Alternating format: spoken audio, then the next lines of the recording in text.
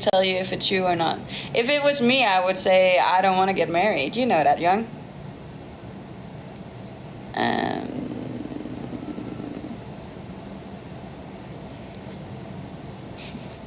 I'm not back in Denmark now. I'm in Sri Lanka. Thank you so much for the gifts on TikTok, guys. I really appreciate that. Going to have to disagree with you there. That's okay. We are allowed to disagree. Happy New Year. Welcome back. And thank you for the follows, guys. If you haven't, please don't forget to drop a follow over on Instagram too. It is linked in my profile. Or right here. It's just the same name everywhere. Live your best life always. It's very hard to do it all the time, but I'm trying to do it most of the time. Thank you. I really appreciate that. Maybe the Quora thing was a good thing. Have a bit more of an actual conversation than me just being in a rut. Bye. Thank you, Tony, for the gifts. Would you like to live in Denmark again? Definitely not. Denmark's not the country for me. I think for any person who feels like they're a little bit different, that they don't fit into society, Denmark's not a great place to be the outsider. It's not a lot of room for being different there. So it was just never for me. I don't think I ever felt like I fit in to Denmark. How are you feeling about 2024 compared to entering 2023? Ooh, that's a good question. So I was definitely a lot more motivated and determined going into 2023 than I have been going into 2024. And I think it has a lot to do with the fact that I didn't reach my goals of 2023. So yeah, I've definitely felt like I've been a little bit more disheartened going into 2024. But I'm actively working on changing that.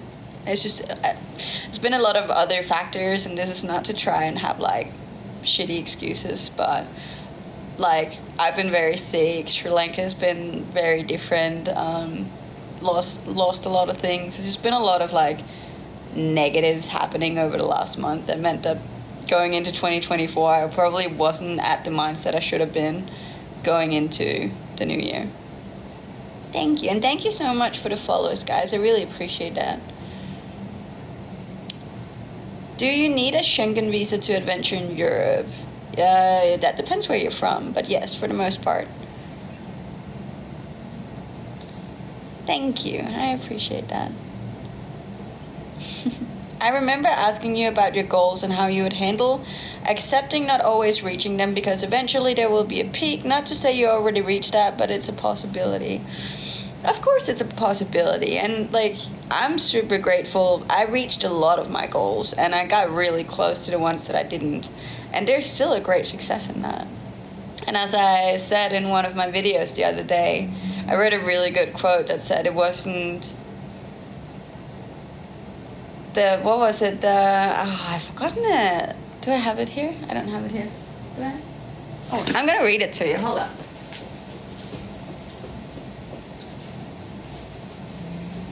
Stay on the line, please. Okay, are you ready? I'm gonna read you, because this has been my favorite quote so far.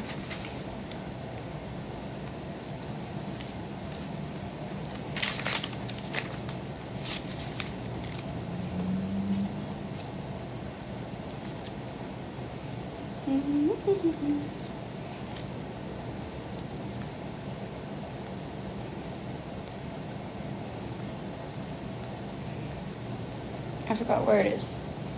Okay, are you ready? So, the tragedy of life doesn't lie in not reaching your goal. The tragedy lies in having no goal to reach. How good is that?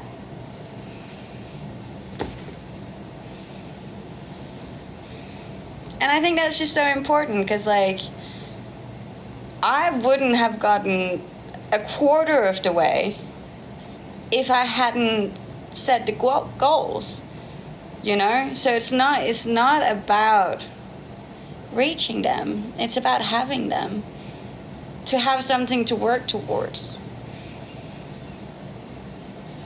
Yeah. And I think that was it. It really is, and it also just came to me at a time where I really needed it, because like I was struggling so much about not having reached them and feeling really down about it.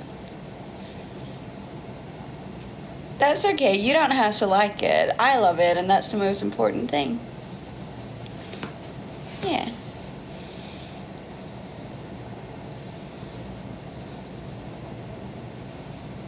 The tragedy of life doesn't lie in not reaching your goal.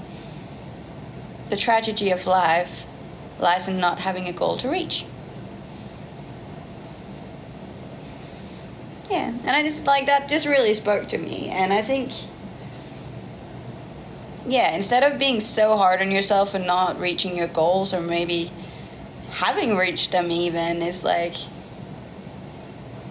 it's just important to know that you set them and you work towards them, and that's and that's good enough. Hey, Cartman, 5 months, happy anniversary.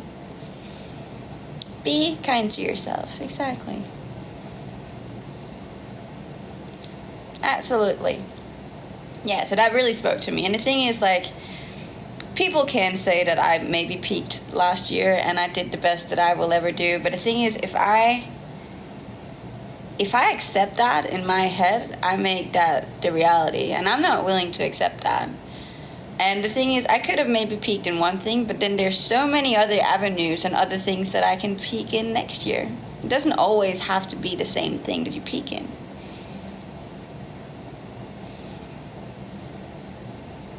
Just to bring this back full circle, so for people without goals being considered a tragedy, do you think that could be a source of someone's depression? So I think it's important to not always take the worst of someone's quote. This quote is obviously made for people who have set goals and not achieved them, you know? It's like you can always take the worst of, you can always hear the worst of something that someone say. And I personally am a firm believer to have goals.